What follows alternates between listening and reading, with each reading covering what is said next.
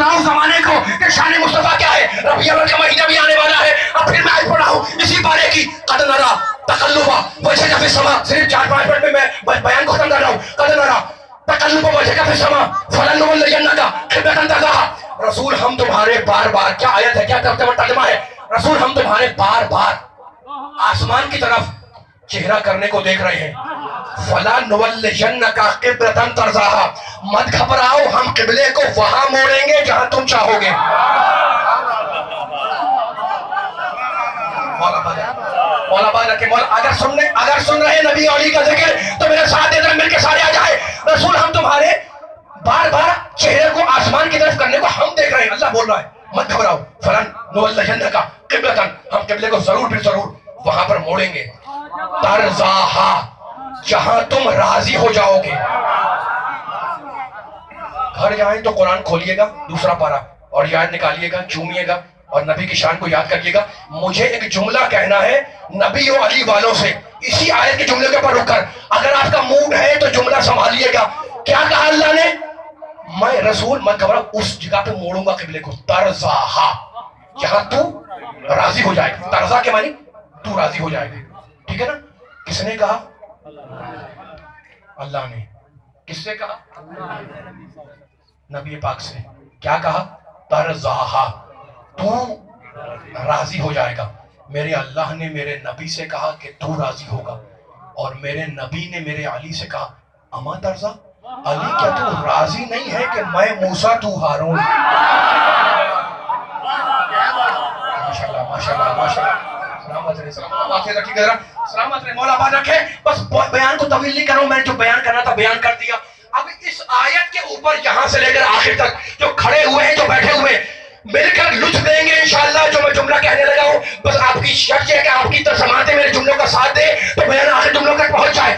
اللہ نے کہا قبلہ وہاں موڑوں گا جہاں تو راضی ہوگا، اور میرے نبی نے میرے علی سے کہا اما ترضا ان تکون منی بمنزلت ہارون من موسیٰ. کیا ترجمہ ہے؟ علی کیا تو راضی نہیں ہے کہ میں اپنے زمانے کا موسیٰ ہوں، تو اپنے زمانے کا ہارون ہے. اس جملے کی گہرائی تک اگر چلنا ہے تو میرا ساتھ دینا.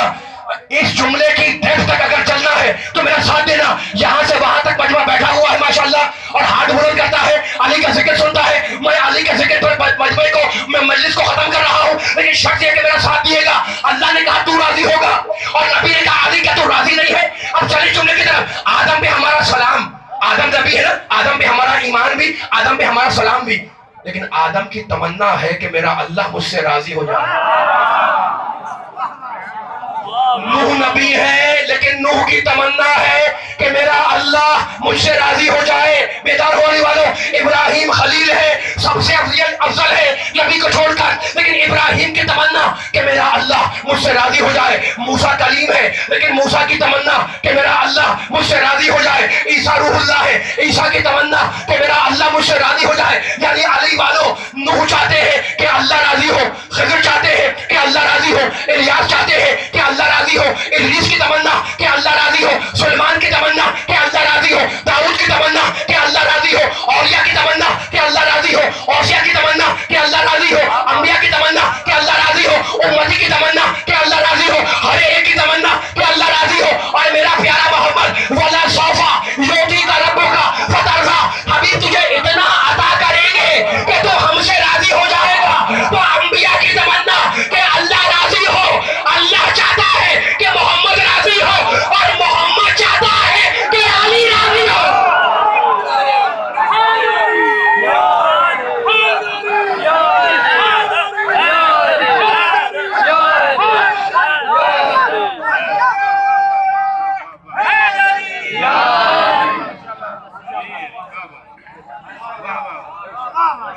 پڑھوں ایک جملہ اور پیچھے والے سے پوچھ رہا ہوں، تھکے تو نہیں ہے؟ پڑھوں جملہ ایک اور. سلامت رہے. مولا آباد رکھے. آواز آنے چاہیے. اب جملہ ہے نا، ایک ایک جملہ قیمتی ہے. میں اتنی دیر سے آپ کے سامنے آیتیں پڑھ رہا تھا. سورہ آل عمران کی آیت پڑھی نا میں نے، ٹھیک ہے نا. میں نے آپ کے سامنے دین کی کتنی آیتیں پڑھ دی. سورہ روم کی آیت، سورہ نحل کی آیت، سورہ زمر کی آیت، سورہ توبہ کی آیت، ٹھیک ہے نا. اب میں کیا کروں؟ میں اگر دین کی تعریف کروں اس میں علی علی والوں سے کہہ رہا ہوں میں سلامت رہیے نوجوان بچے بزرگ جن کے ہاتھ بلند ہوئے ہوئے علی کا نام آتا ہے تو آپ کا خون جوش مارتا ہے. میں کیا کروں؟ میں اگر دین کی آیتیں پڑھوں میں کہوں دین خالص اس میں علی آ جائے, میں کہوں دین حق اس میں علی آ جائے, میں کہوں دین اسلام اس میں علی آ جائے, میں کہوں دین مصطفیٰ اس میں علی آ جائے, میں کہوں دین مرتضیٰ اس میں علی آ جائے. یعنی آدم کے علم میں علی, نوح کے شکر میں علی, ابراہیم کی خلت میں علی, موسیٰ کی ہیبت میں علی, عیسیٰ کے زہد میں علی, یوسف کے جمال میں علی, محمد کے کمال میں علی, فاطمہ کا شوہر علی, حسنین کا بابا علی, قبر میں علی, حشر میں علی, فاتح بدر علی, فاتح احد علی, فاتح خندق علی, فاتح صفین علی, فاتح جمل علی, فاتح نہروان علی, نفس خدا علی, نفس رسول علی, ہجرت کے بستر پہ علی, معراج کی رات میں علی, نبی کی بات میں علی, قبر میں علی, حشر میں علی, ساقی کوثر علی, حوض کوثر پہ علی, مجلس میں علی, محرم میں علی, سفر میں علی, 13 رجب میں علی, شاہ لافتہ علی, شاہ نجف علی, محرم میں علی, مومن کے دل میں علی, قرآن کے 30 پاروں میں علی, آیے ولایت میں علی, سورہ حمد میں علی, سورہ بقر میں علی, سورہ آل عمران میں علی, سورہ نساء میں علی, سورہ مائدہ میں علی, سورہ انفال میں علی, سورہ توبہ میں علی, سورہ دہر میں علی, سورہ دہر میں علی, آیے بلغ میں علی, آیے ولایت میں علی. تو علی سے بچ کے کہاں تک بھاگیں گے؟ ہر جگہ پہ علی ہے, بس ایک جگہ ہے جہاں علی نہیں ملے گا, دوزخ میں چلے جاؤ.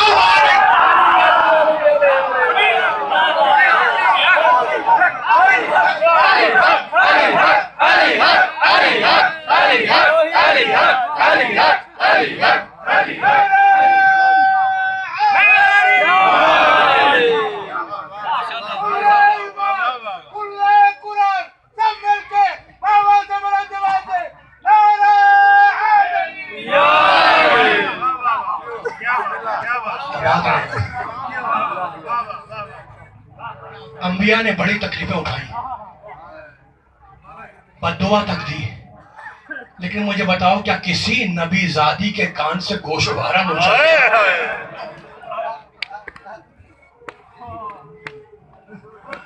زلجنہ شبیہ زلجنہ برآمد ہوگی, ماتم کرو گے, چہروں کی مجلس ہے.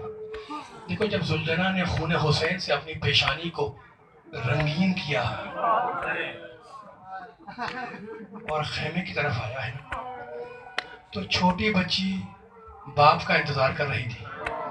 زلجنہ کی گردن میں بچی نے باہیں ڈالی اور ایک جملہ کہا زلجنہ بس اتنا بتلا کہ میرے بابا کو پانی ملا یا پیاسا ملا.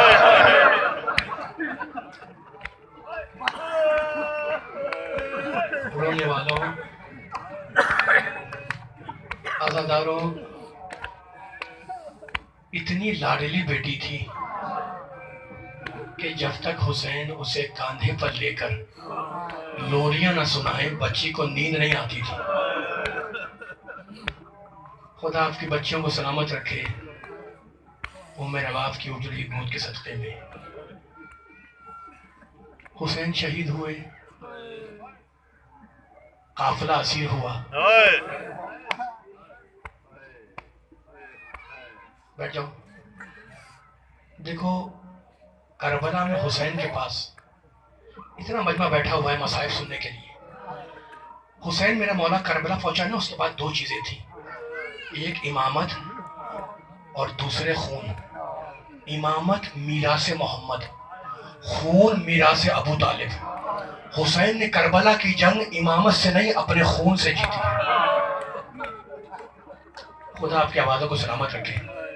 عاشور کے دن ابو طالب کے خاندان کے 18 جوان شہید ہوئے اور 11 محرم کو جو بیویاں ابو طالب کے خاندان کی قیدی بنائی گئی ان کی تعداد 40 سے زیادہ ہے, اور جو بچے خاندان ابو طالب کے اسیر ہوئے ان کی تعداد 60 سے زیادہ ہے. 40 سے زیادہ بیویاں, 64 بچے, 18 جوان. لیکن میرے پاس الفاظ نہیں ہے. جب قافلہ عزاداروں آزاد ہو کر مدینے آیا تو بیویوں کی گود میں کل 5 بچے تھے.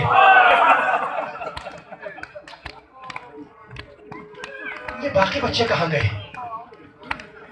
کوفے سے دمشق تک 32 دنوں کا راستہ تھا. اور جانتے ہو آل محمد کو کتنے دنوں میں پہنچایا گیا؟ 16 دنوں میں. ظالم ناکوں کو تیزی سے دوڑاتے تھے اور یہ کہتے تھے کہ حاکم کے دربار میں جلد پہنچنا ہے، ناکیں تیزی سے دوڑاؤ۔ ماؤں کے ہاتھ بندھے ہوئے تھے، بچے ماؤں کی گودیوں سے اچھل اچھل کر گرتے رہتے، مائیں چیختی رہتی، قافلہ چلتا رہتا۔ خدا معلوم آل محمد کے خاندان کے کتنے بچوں کی اس راستے میں گمنام قبریں بن گئی جن کا آج پتہ بھی نہیں ہے۔ ایسا ہی کوئی دن تھا، قافلہ شہر حمص کے قریب پہنچ چکا تھا۔ ایک مرتبہ بی بی زینب نے مڑ کر اس ناقے کو دیکھا جس پر سکینہ کو باندھا گیا تھا۔ بیٹیوں والا جملہ اور سنا زداروں، یہ 3-4 سالہ بچی، اس کا حق تو یہ ہے نا کہ یہ گود میں چلے، لیکن میں کیسے پڑھوں کہ جب قافلہ کربلا سے چلا ہے تو بچی کو گود سے چھین کر ایک اکیلے ناکے پر رسیوں سے جکڑ کر باندھا گیا۔ پھر سنیں گے بچی کھلی کیسے؟ عجیب ہے نا، اکیلے ناکے پر رسیوں سے جکڑ کر بچی باندھی گئی، بچی کھلی کیسے؟ ایک بی بی زینب کی نگاہ اسی ناکے پر تھی، بی بی زینب کی نگاہ اسی ناکے پر تھی۔ ایک مرتبہ بی بی نے ناکے کی پیٹھ سے خون کے قطرے ٹپکتے ہوئے دیکھے، بی بی نے اپنے آپ کو زمین پر، بی بی نے اپنے آپ کو زمین پر گرایا اور کہا قافلہ اس وقت تک بڑھے گا نہیں جب تک کہ میری بھتیجی نے آزاد کر دی جائے۔ اب جو بچی کو کھولا گیا تو سینہ بھی لہو لہان تھا، پشت ناکہ بھی لہو۔ اللہ 11 محرم کو قافلہ کوفے گیا ہے نا، اور وہاں رک کر پھر وہاں سے نکلا ہے شام کے لیے۔ شہر حمص کے پاس بچی پھر اکیلے ناکے پر تھی۔ ایک مرتبہ بی بی زینب نے ناکے کو دیکھا ناکہ خالی ہے، بی بی نے پھر اپنے آپ کو زمین پر گرایا۔ سید سجاد بار بار کہتے تھے کہ میں نہیں بھول سکتا پھوپھی اماں کا اپنے کو ناکے سے گرانا، اس لیے کہ جب انسان زمین پر گرتا ہے تو اپنے ہاتھوں کو ٹیک دیتا ہے۔ میری پھوپھی کیا کرتی؟ ہاتھ تو دونوں بٹے ہوئے تھے۔